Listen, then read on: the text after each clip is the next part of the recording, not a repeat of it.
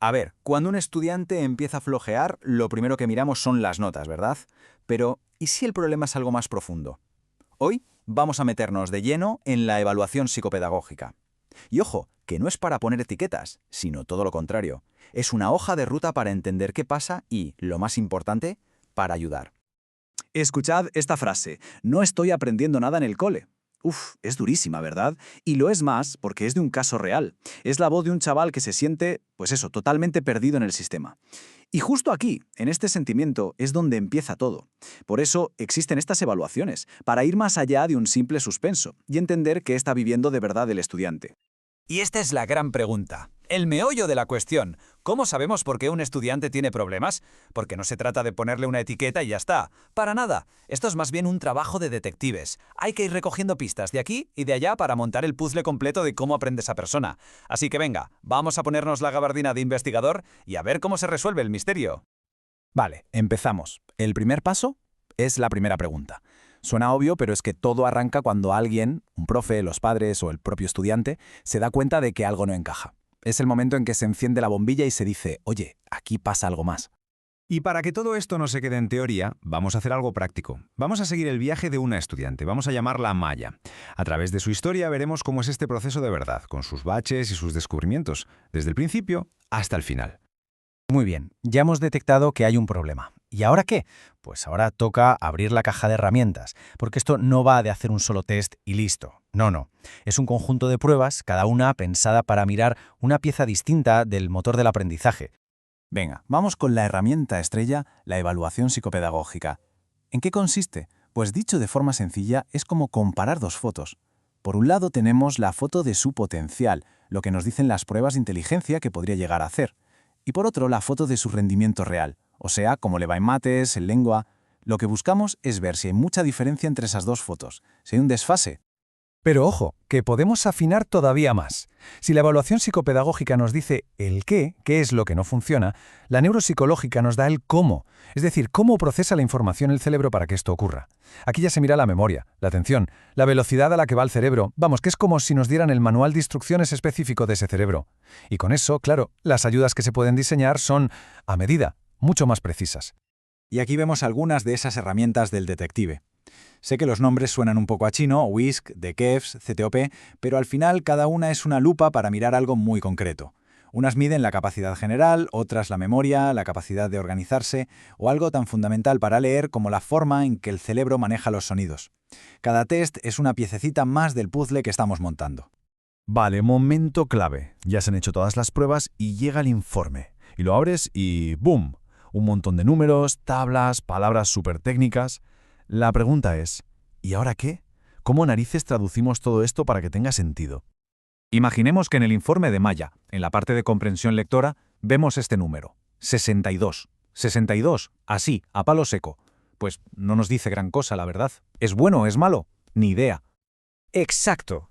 ¿Qué significa ese 62 en la vida real, en el día a día de Maya? Porque aquí está la clave de todo. Hay que pasar de ese número abstracto a algo que podamos entender. ¿Es un suspenso? ¿Es una nota sin más? Bueno, la cosa tiene más miga y es mucho más interesante. Y la palabra mágica para descifrarlo es percentil. Ojo, que esto es súper importante. No tiene nada que ver con el porcentaje de aciertos, olvidémonos de eso. El percentil lo que hace es comparar. Imagina que ponemos a Maya en una fila con otros 100 estudiantes de su misma edad. El percentil nos dice a cuántos de esos 100 ha superado. Es pura comparación. Y aquí viene la revelación. Ese 62 resulta que equivale al percentil 1. ¿Qué significa eso? Pues que de esa fila de 100 estudiantes, Maya solo ha superado a 1. De repente, el número 62 ya no es abstracto, ahora tiene un peso brutal. Ahora sí que entendemos la dimensión del problema que tiene con la lectura. Pero el informe es mucho más que una lista de números fríos. Si lo leemos bien, en realidad nos está contando una historia. La historia de cómo aprende Maya, qué cosas se le dan genial, porque también las hay, y sobre todo, dónde se producen los cortocircuitos. Mirad qué ejemplo tan alucinante, de otro caso real. Se le pide a un estudiante que escriba la palabra inglesa suspect. La oye perfectamente, pero en el papel escribe suppet. A primera vista podríamos pensar que es una falta de ortografía y ya, pero no. Es una pista enorme de que algo se ha desconectado en el camino. Vamos a analizarlo paso a paso como si fueran las tuberías del cerebro. Primero, la entrada. El sonido de la palabra entra por el oído, perfecto. Tercero, la salida. Lo que escribe en el papel, subet, está mal. Entonces, ¿dónde está el atasco? Pues tiene que estar en el medio, en el procesamiento. El cerebro no consigue conectar bien ese sonido que ha oído con las letras que le corresponden. La analogía del pianista es perfecta para entender esto. Imagina un músico que toca genial con la mano derecha, y con la izquierda también por separado lo clava. Pero cuando intenta juntar las dos para tocar una canción, no hay manera, se descoordinan. Pues algo así le pasa al cerebro en estos casos. Sabe hacer las cosas por separado, oír sonidos, conocer letras, pero le cuesta un mundo coordinarlas para que suene la música de la escritura o la lectura. Y llegamos a lo más importante de todo, la parte que de verdad cambia las cosas. Porque, a ver, de nada sirve tener un informe súper detallado si se queda en un cajón. Toda esta investigación es para construir un plan de acción, para pasar a la práctica. Y ese plan se llena de cosas muy concretas, muy prácticas. Algunas son para el día a día en clase, como sentarse más cerca del profe para no despistarse o hacer descansos cortos. Otras son más específicas, como dividir las tareas grandes en trocitos más pequeños, usar organizadores para tener las ideas claras, o incluso terapias como la logopedia para trabajar directamente esas tuberías que estaban atascadas. Y aquí es donde la tecnología se convierte en una aliada increíble. Hoy en día hay herramientas alucinantes, programas que te van sugiriendo palabras mientras escribes, extensiones para el navegador que te resumen un artículo larguísimo en 3 párrafos o sistemas que leen el texto en voz alta.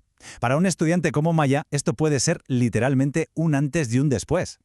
Porque al final de esto va todo. Que quede clarísimo. Esto no es dar ventajas, es quitar barreras. Es como ponerle unas gafas a alguien que no ve bien. El objetivo es nivelar el campo de juego para que las dificultades de procesamiento no sean un muro que impida ver el talento y el potencial que hay detrás. Así que, como vemos, una evaluación no es el final de nada. Más bien al contrario, es el principio. No es una etiqueta, es una puerta, el comienzo de un camino para aprender mejor. Y nos deja con una reflexión final que a mí me parece fascinante. ¿Qué pasaría si usáramos esta forma de entender el aprendizaje con todos los alumnos, no solo con los que tienen problemas? ¿Qué potencial podríamos llegar a desatar?